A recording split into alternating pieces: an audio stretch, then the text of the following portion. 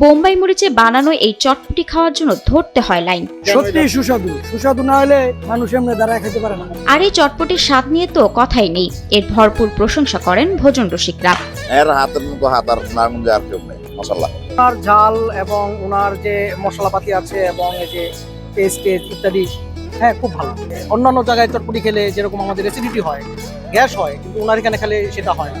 শুরুতে কাঁচামরিচ দিয়ে চটপটি বিক্রি করতেন, এখন বোম্বাই মরিচে যত দামি হোক সেটা যেন থাকতেই হবে, এটাই যেন তার ক্রেতাদের ডিমান্ড। বোম্বাই মিস্ত্রি চায়, কাঁচামরিচ চলেই না, কাঁচামরিচ দিলে ওই স্বাদ আসে না। 2001 সাল থেকে বড় ভাইয়ের নির্দেশনায় শুরু করেন চটপটি বিক্রি। প্রথমে 2 বছর হেঁটে হেঁটে বিক্রি করতেন, তখন 2 থেকে 3 টাকা প্লেট বিক্রি হতো। পরে 5 বছর নারায়ণগঞ্জ ক্লাবের সামনে বিক্রি করেছেন, এখন উকিলপাড়ায় আসেন। উকিলপাড়ায় বিক্রি করছেন 18 বছর ধরে। প্রথম আপনার 2 টাকা 3 টাকা তুলেছে, প্রথম শুরু করছে হাইটাইটা, মহল্লায় বিক্রি করতাম বাসার সামনে, এবার বিক্রি করতে করতে এদিক দিয়ে হাইটাইটা আইতাম। সুমন যখন 2 থেকে 3 টাকা দরে প্লেট বিক্রি করতেন, তখন তার আয় হতো 140 টাকা। শুরুতে আমি সর্বপ্রথম 140 টাকা বিক্রি করতাম, মানে ওই সময় 2 টাকা 3 টাকা প্লেট ছিল।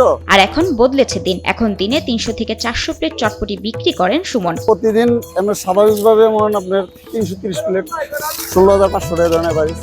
বৃহস্পতিবারে 380 প্লেট, আজকে 380 প্লেট আছে। শুক্রবারে 420 প্লেট, এই পর্যন্ত আনি, এর বেশি আনি না।